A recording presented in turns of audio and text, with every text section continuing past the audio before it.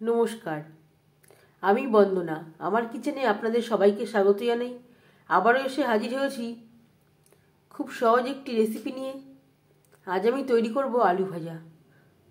আলু ভাজা আমরা প্রায়ই তৈরি করে থাকি, তবে আমি কীভাবে এই আলু ভাজা তৈরি করি সেটা খুব সহজভাবে আপনাদের সাথে শেয়ার করব। এর জন্য আমি এখানে 4টা মিডিয়াম সাইজের আলু, নতুন আলু চেঁচে নিয়েছি আর লম্বা টুকরো করে কেটে নিয়েছি আর পরিষ্কার করে ধুয়ে নিয়েছি। তবে দেখে নেওয়া যাক আমি কীভাবে আলু ভাজা তৈরি করি। আলু ভাজা তৈরি করার জন্য 3 চামচ রিফাইন্ড অয়েল গরম করে নিয়েছি। আমি আলু ভাজা তৈরি করব কম তেলে, আপনারা চাইলে এর থেকেও বেশি তেলে তৈরি করতে পারেন। তেলটা গরম হয়ে গেছে, এবার দিয়ে দেবো আলু।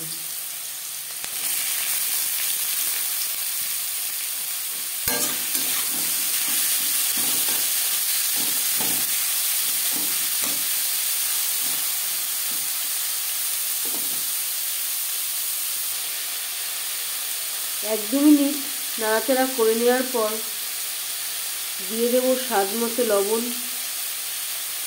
আর লাগছে পরিমাণ মতো হলুদের গুঁড়ো। লবণ হলুদ আলুর সাথে বেশ ভালো করে মিক্স করে দেবো।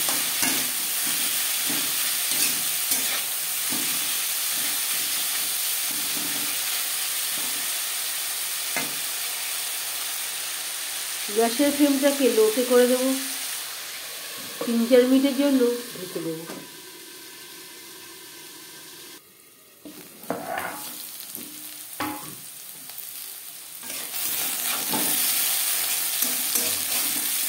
এইভাবে মাঝে মধ্যে ঢাকা সরিয়ে নাড়াচাড়া করে দিতে হবে। আলু ভাজবো লো টু মিডিয়াম ফ্লেমে। ঢাকা দেওয়ার জন্য তেলটাও কম লাগবে, আলুও সুসিদ্ধ হয়ে যাবে।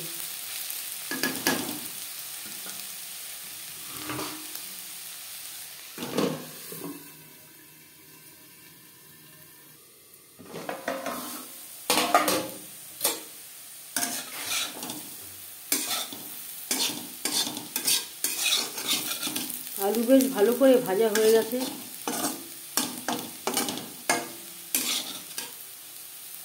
কালারটাও খুব ভালো এসছে।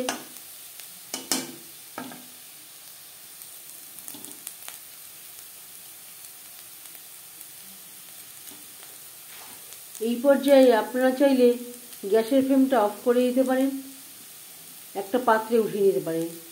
আমি একটু ক্রিস্পি করে ভেজে নেব। এর জন্য আমি আরও হাই টু মিডিয়াম ফ্লেমে 2-3 মিনিট নাড়াচাড়া করে নেব। এইভাবে আলু ভাজলে আলু সুসিদ্ধও হবে, তেলও কম লাগবে।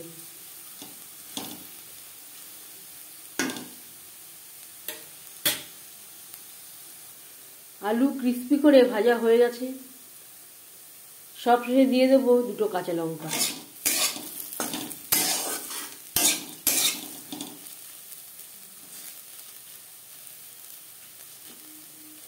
এক মিনিট নাড়াচাড়া করে নেওয়ার পর গ্যাসের ফ্লেমটা অফ করে দেব, একটা পাত্রে উঠিয়ে নেব।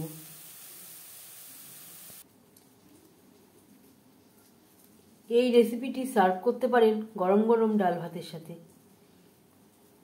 এই রেসিপিটি কেমন লাগলো অবশ্যই জানাবেন কমেন্টের মাধ্যমে। যদি এই রেসিপিটি ভালো লেগে থাকে লাইক করবেন, শেয়ার করবেন, সাবস্ক্রাইব করবেন আমার চ্যানেলটিকে। বেল আইকনটা ক্লিক করে দেবেন। যখন আমি নতুন ভিডিও আপলোড দেব তার নোটিফিকেশান সবার আগে আপনার কাছে পৌঁছে যাবে। আপনারা সবাই ভালো থাকবেন। এই ভিডিওটি দেখার জন্য ধন্যবাদ।